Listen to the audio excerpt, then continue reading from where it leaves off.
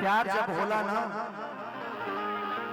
तो बड़ा नीक लागेला, लेकिन जब बिछड़े ला करेजा ना कुछ और निकल जाला का आंसू। कहता सुना ज्योति, आखिर बताओ हमरा प्यार में कोनो कमी रहे? कोनो कमी बा? एने देखा ना कोनो कमी बा ना। ई बताओ शादी काहे के ओर से करत रे? बोला बोल पगली, तोर शादी कल जरूरी बा भैया भैया, लेकिन हमार मिलल भी जरूरी बा भैया भैया आदेश बा भाई परिवार के, लेकिन हमार मिलल भी जरूरी ना बा। मंच पे जो बैठल बा उतर जाओ। आदेश बा जितना लोग बैठल बा सबसे चाप से आप लोग उतर जाए। मंच पे करे सुना, मंच पे जितने लोग, चूंकि आदेश है अबे खिंचवा देते हैं कि जिंदगी में जहर जा आखिर जब हमरा प्यार में कमी ना रहे पगली,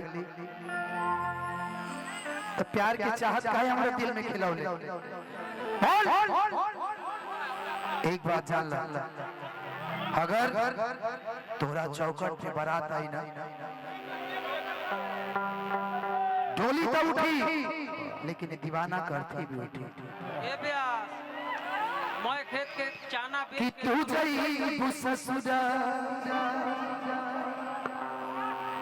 जी के करब हो,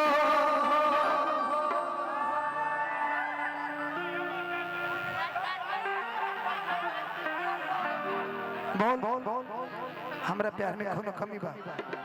बोल बोल बोल बोल मत मारो जाय दी ब्यास, मत मारी। एकरा के पहले पीछे से मारते हैं, अब आगे से मारते हैं, तबो नहीं के सुधर। ए ब्यास तब तक मारी जब तक गिर न जाओ। जब तक मारी तब तक गिर। लोर लोर कि तू जई ससुरा जी के करब हो, किली हो साथ फेरा मारो में जरब हो। लेकिन सुना, तारा खातिर का ना कोई नहीं, का कइला बताओ। है ना? तोरा खातिर का ना कोई नहीं, बोल बोल।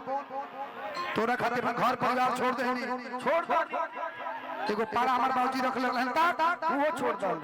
को पाड़ा बेच के तोरा कहीं काला किन्नी हई काला ते काला कहां मरले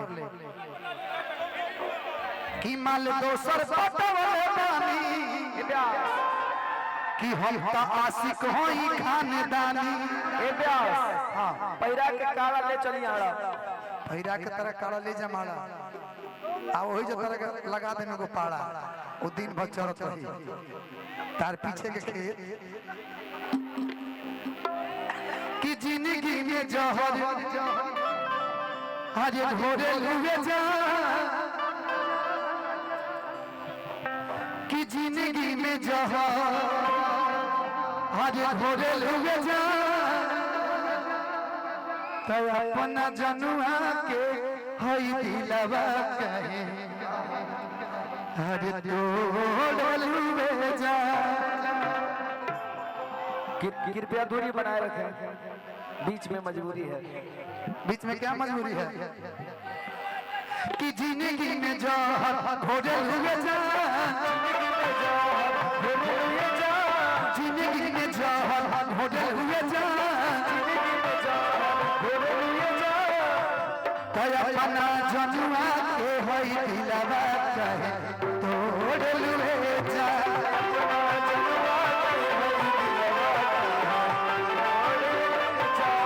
अपना जनुआ के हई दिलवा कहे तोड़लुए जा।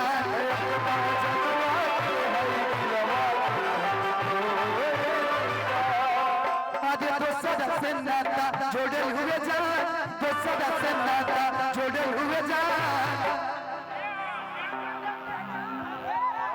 कि दोसर से नाता, कि दोसर से नाता हर जोड़े हुए जा, तया अपना जनुआ के होई दिलवा काहे तोड़लुए जान अपना जनुआ के होई दिलवा काहे तोड़लुए जान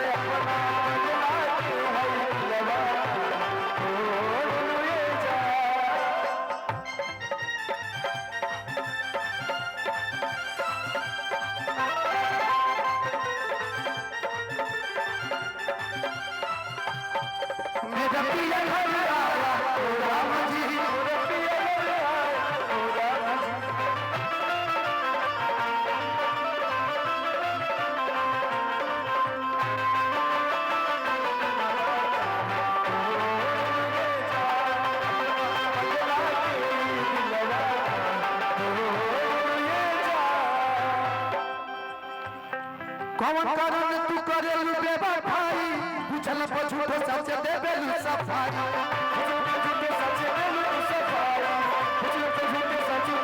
कौन कारण तू करेलु बेवफाई पूछल पछूतो सच देलु सफाई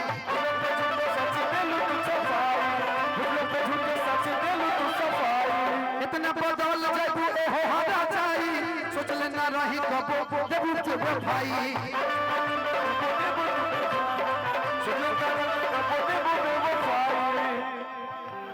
ओढ़नी से मुहावा धकेल हुए जा ए खाली ढकबू ओंगा ना रुक जेंगा तू दिन ढाप के गई रहलू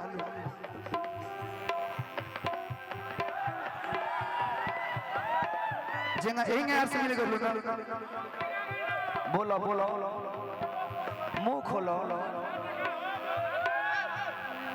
आगे ओढ़नी से मुहावा धकेल हुए जा ओढ़नी से मुहावा धकेल हुए जा ओढ़नी से मुहावा धकेल हुए जा कि अपना जनुआ के होई दिलवा काहे तोड़लुए जा अपना जनुआ के होई दिलवा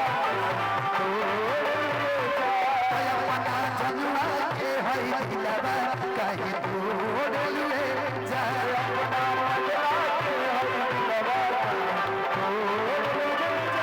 सजा से नाता जोड़े हुए जा